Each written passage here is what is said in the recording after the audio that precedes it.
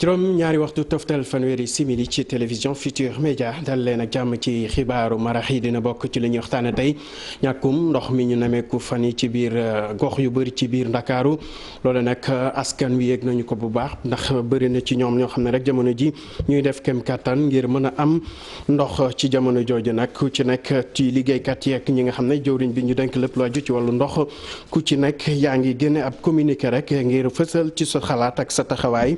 bu ñu jàppee nag ministère de l'eau moom dafa génne ab communiqué rek di sàkku ci ñi nga xam ne ñooy syndicalistes yi SDE ñëw dakkal seen grève te jàpp ci li nga xamante ne rek mooy jéego yi nga xam ne nguuru Sénégal ñu ngi koy dox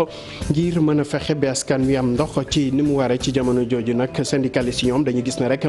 boobaak léegi ñoo ngi woote ngir mën a toog waxtaan xool li nga xamante ne moo aju ci contrat d'affermage boobu mën a am part tamit ci seen actionnariat bi loolu buñ ko defee rek dinañ mën a dellu ci liggéey bi amal ko ni mu waree gannaaw loolu nag dinañu wax ci li nga xam ne mooy yokkute yi ñu nemmeeku ci biir réew mi jamono ji bokk na ci courant bi gannaaw ndox mi amul loole nag tax ñuy sàkku rek ci yenn syndicalistes yi sax ñu jóg fësal seen baat rek bu ko defee rek kilifa yi déglu leen ci loolu nag ñu ngi gis ne rek lu aju ci wàllu njëgu électricité bi moom Sidia Ndiaye di secrétaire général FGTS moom dañuy gis ne rek loolee dëppoowul ak li nga xam ne jotoon nañ ko xaatim bind ko ci ay téere ndaxte loolu lu leer la ci gëtu askan wi ba tax na rek lu ñu war a saxoo la mbokk yi li mooy li gën a fës ci xibaar yi moo leen taxirloo tuuti rek ñu yaatal ko.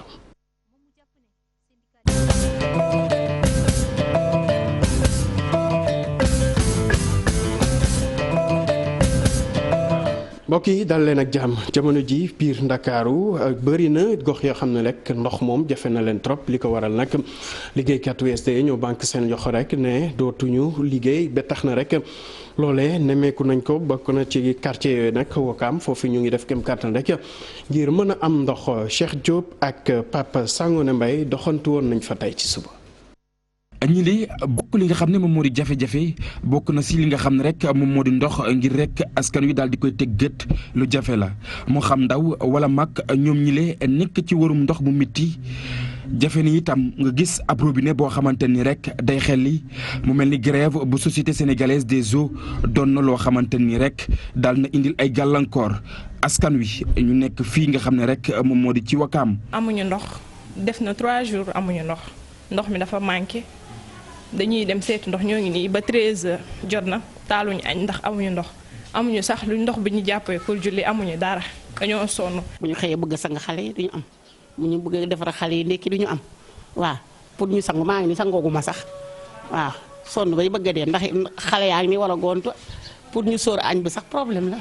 waaw sonn nañ de sonn nañ lool nag. ci bile quartier nag askan fi yeewoo di dund benn jafe-jafe bi lu soriwul lool ci village traditionnel bi lee ci atelier menuisier bi dong ngay gis ab robinet buy xelli. cité avion la ñu jógee ba fii di root mais bañ ñëwee fii malheureusement am na ci ay xale yu góor yu baax ñoom ñoo ne ñëw leen fii ñu root daal mais vraiment ñàkkum ndox bi daal vraiment métti na trop démb ba tey moom métti na trop. mu mel ni ñoom ñëpp benn kaddu bi la ñuy wax moom moo di nguur gi daal di dikk ak ñoom ci ak ndimbal. nañu dimbali daal si ñàkkum ndox mi nuñ ko mën a indee daal mu kii parce que nit mën nga ñàkk lu ne waaye ba mu des ndox parce que ndox dafa bokk ci dundu doomu aadama. Macky Sall nag na def tout le possible mu dem régler ak waa SDE pour ñu am ndox. nañu waxtaan déggoo jàppale askan wi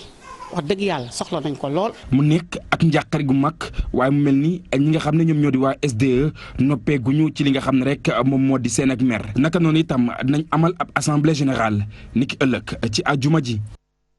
Cheikh Diop laata assemblée générale boobu ñu jàpp aljuma ji ñu dégmal nag jëwriñ bi ñu dënk lépp lu aju ci wàllu ndox di Serigne Mbaye Thiam jot na fësal ab communiqué ci loole nag muy sàkku rek ci yenn syndicalistes yi SDE ñu def kem kàttan rek ngir fexe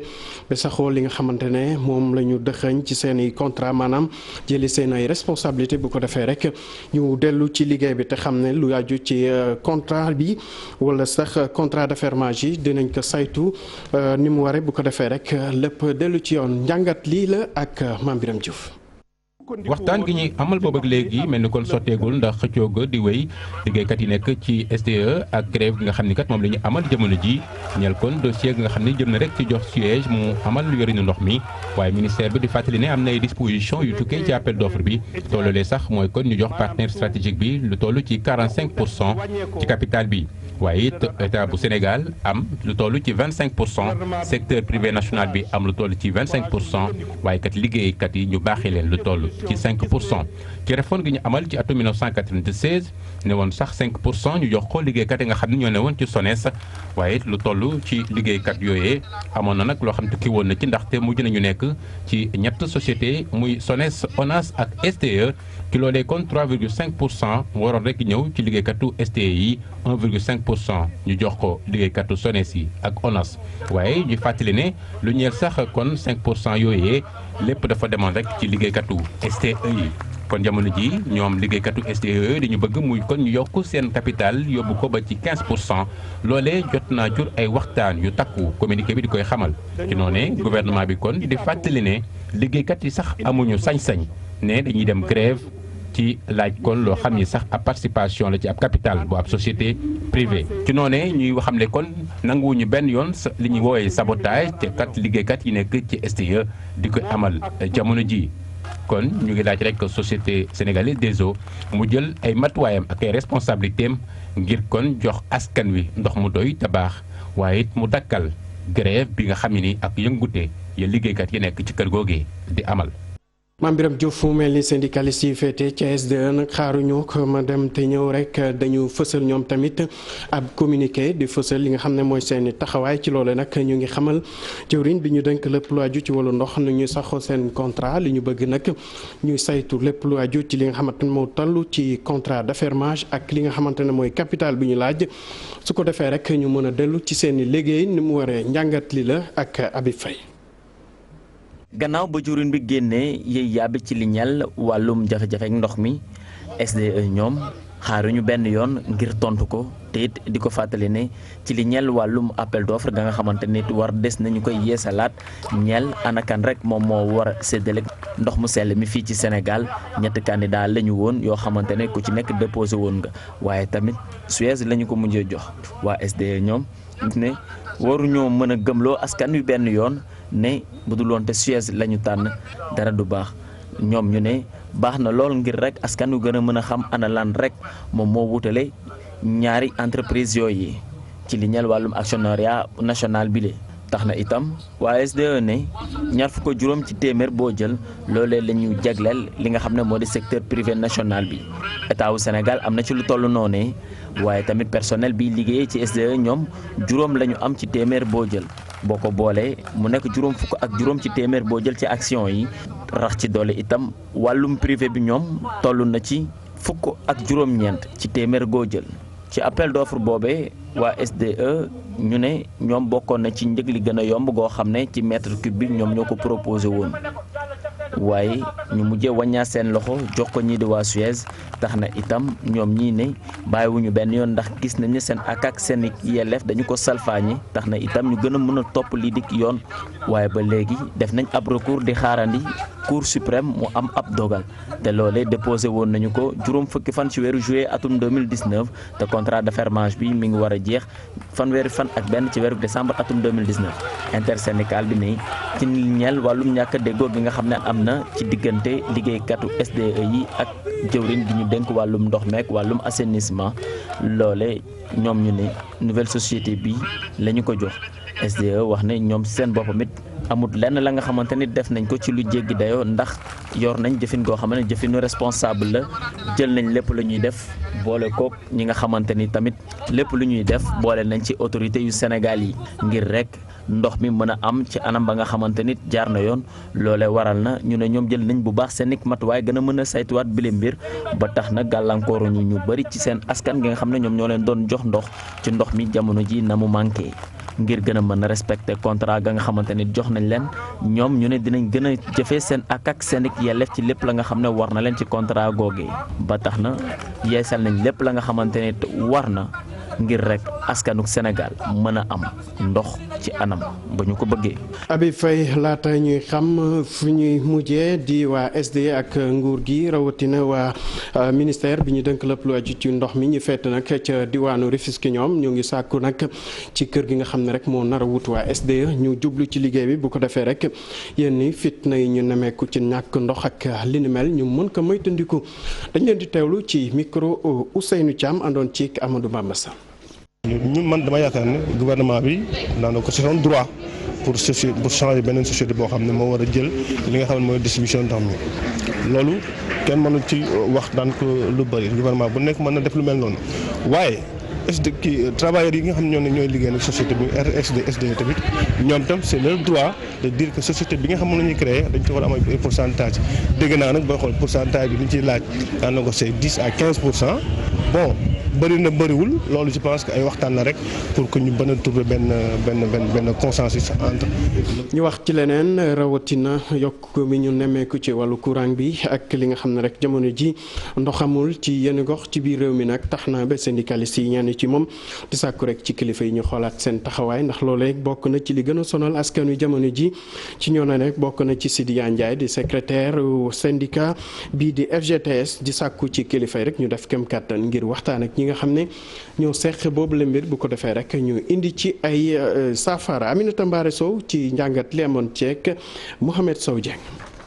yokkute bi ci courant bi ak tamit coupure ndox mi di li ko ëlëm na ko moom mi di syndicaliste Sidiya Ndiaye ne du comprendre benn yoon lu tax centrale yi ba léegi ñu noppi ci mbir moomu léegi. gouvernement bi jël de manière unilatérale mu osé mu yokk courant bi centrale yi war nañu dégg war nañu wàcc ci terrain bi.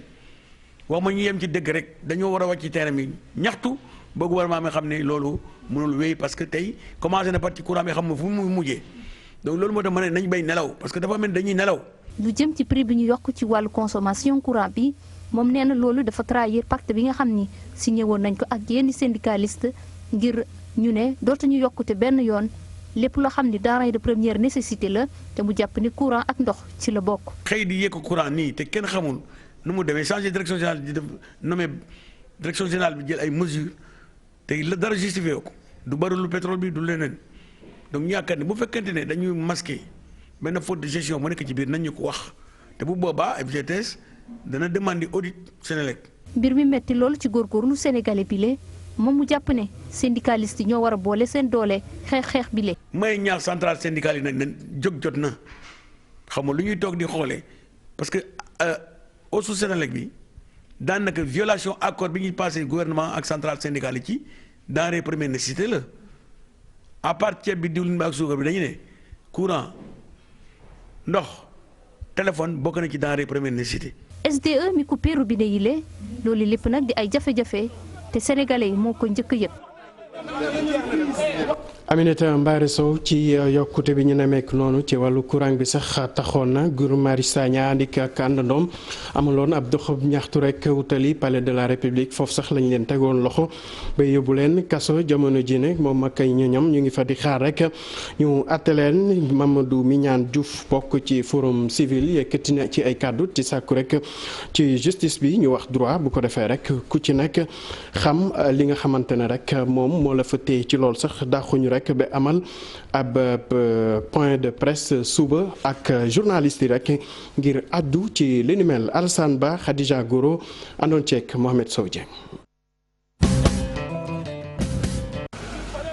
ñenn ñi gisoon nañ ko muy ñëw liñ leen placé sous mandat de dépôt Guy Marius Sagna ak ay ñoñam fanaan seen guddi gu njëkk ca kaso ay inculpation yu bëri lañ teg seen ndodd yu ci mel ni trouble à l'ordre public rébellion ak yi ni mel. li am solo kay mooy est-ce que tuuma bi nga koy tuumaal méngoon ak jëf ji.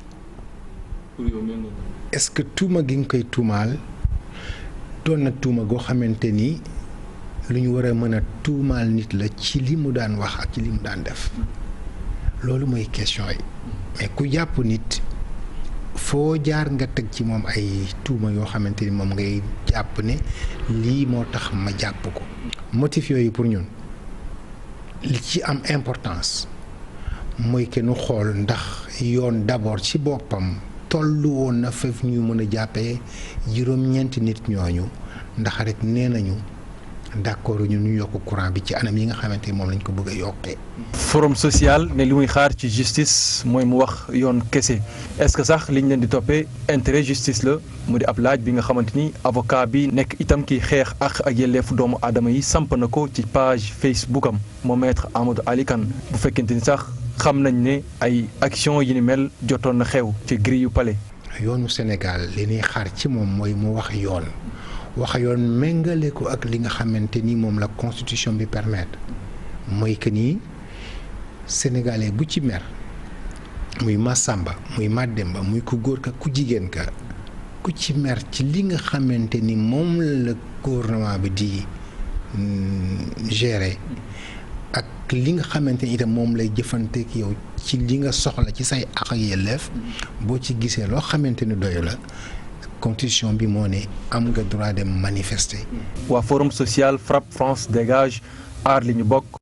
te ñu jàpp ni ab forfaiture la moo yokkute gi jëm ci wàllum courant gi ab ndaje sax ñu ngi koy waajal ak taskatu xibaar yi ci àjjuma gi. Alassane Ba dañuy desandi ak ñooñu doon ñaxtu te bokkoon ci ñoom docteur Babacar Diop moom nag jamono ji mu ngi ca kaso Rebeuss ci chambre 1 ñu ne nag dafa am ay jafe-jafe ci wàllu wér-gu-yaram ba tax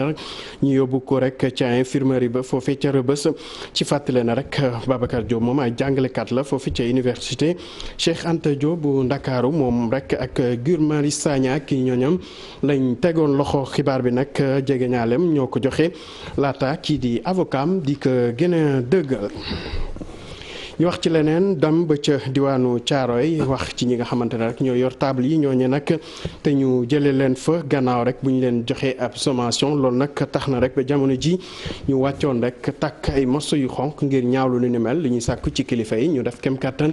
ngir mën leen taxaw bu ko defee rek ñu mën a amal seen liggéey ni mu waree dañuy teewlu ci loolu kenn seen i délégué Moussa Ndaw lay wuyoo ci micro Malick Diop. un juge référé jugé wu ko amul sommation amul dara dañuy tëdd guddi toj ko li ñu bëgg nag mooy li nga xamante ne moo naqar bañ di ko ñaxtu mooy fii mu jaay nit ñi reena sucé bu soobee buur bi feeg nuy dee moom lay delloo nit ñi bëgguñu ci kaw bëgguñu faneen bëgguñu xaalis bëgguñu dara fii lañu bëgg wala bakkal pays droit la ñu nekk te nous sommes des citoyens sénégalais ay doomu Sénégal lañu bëgg liggéey suñu réew gune yi dugguñu ci ay gaal di dem jigéen ñi ñu ngi seen doom yi bëggatuñ kenn dugg ci gaal di dem fii la ñu bëgg a liggéey ñu jënd ko pour liggéey fii li ñuy lancé appel nag président ak Aly Ngouille Ndiaye la aman mbaan la aman Sangalkam bu ñu ñëw loolu caaro yi dina am caaro yi te lu ko raw yi am caaro yi fi ñu war a dem ku ñu xam foo jëm fi nga jëm doo àgg mais nitu yoon lañu xam nañu yoon fu kay war a dem yóbbu nañ ko fa ci kaw la wax ñu yëg fi kenn du fi yëg réseau social lañ jaay parce que lan pardon ba mu ko tabaxee ba léegi ñu dugg fi daf ko luye ñuy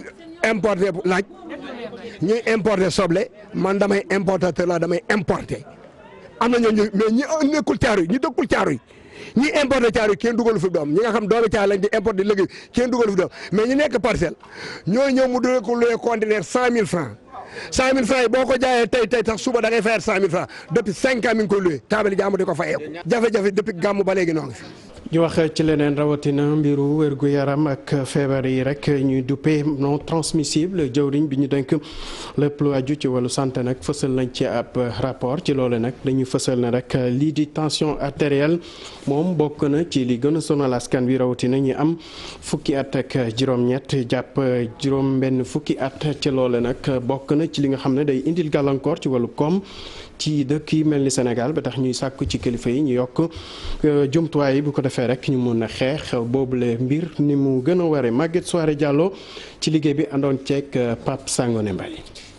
hypertension artérielle fi ci Sénégal nekk na problème wérgu yaram lu ëpp 29% ci sénégalais yi am diggante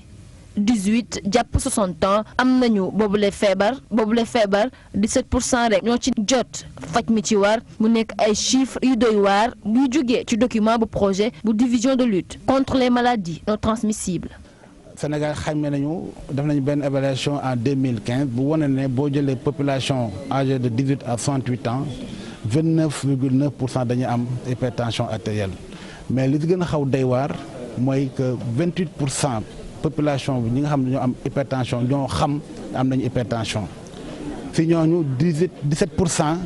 rek ñoo nekk su traitement médical. ñi seen xel màcc ci wér-gu-yaram jàpp nañ ni facteur à risque yu bëri moo tax feebar bi di gën a law. yéen nit ñi pour ñu changer de comportement si lekku bon bi nit yi war a def sport wàññi cigarette bi bàyyi alcool bi.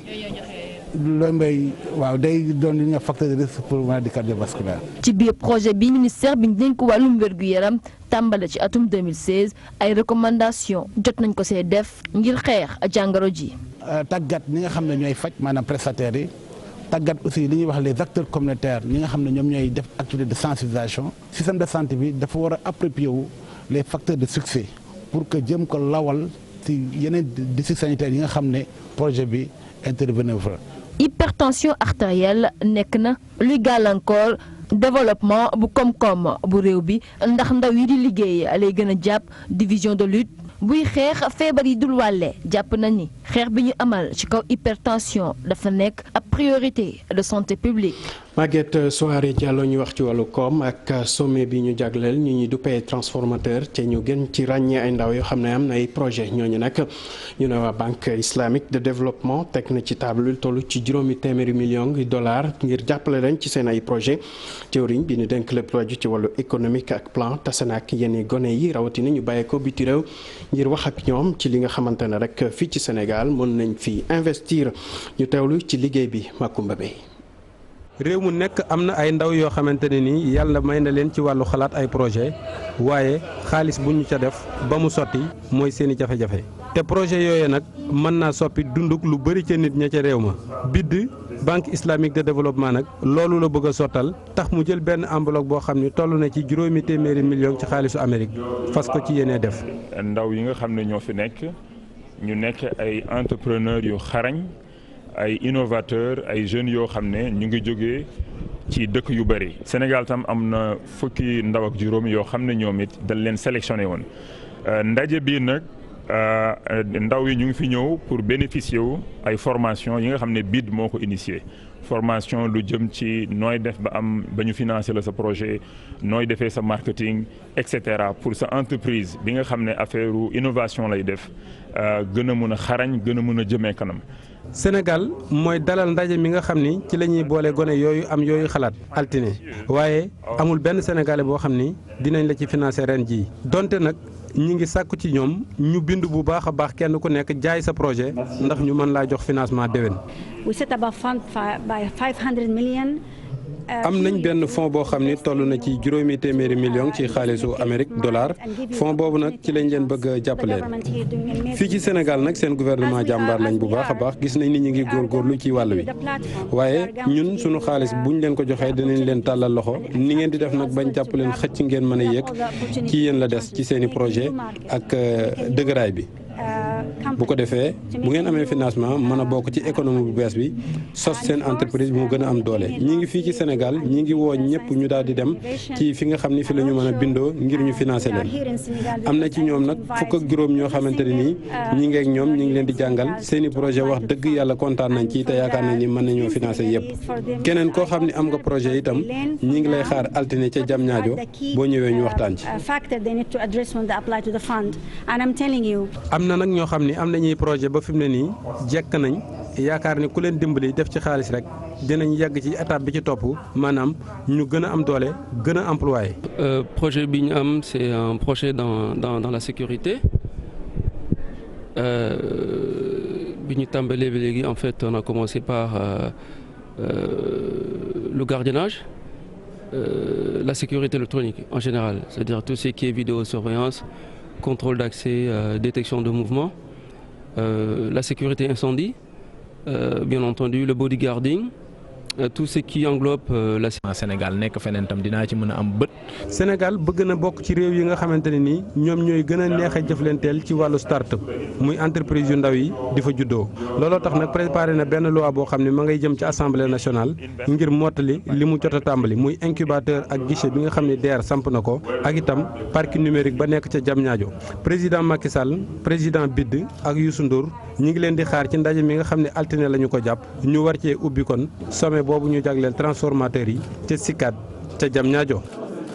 Makumba Bey cant ak ngërëm ñeen na la yéen tamit naka noonu ci teewlu beeg safo bi duñu def dara lu dul jébal lenge yi Abdoulaye Der ak invité am ñu doxal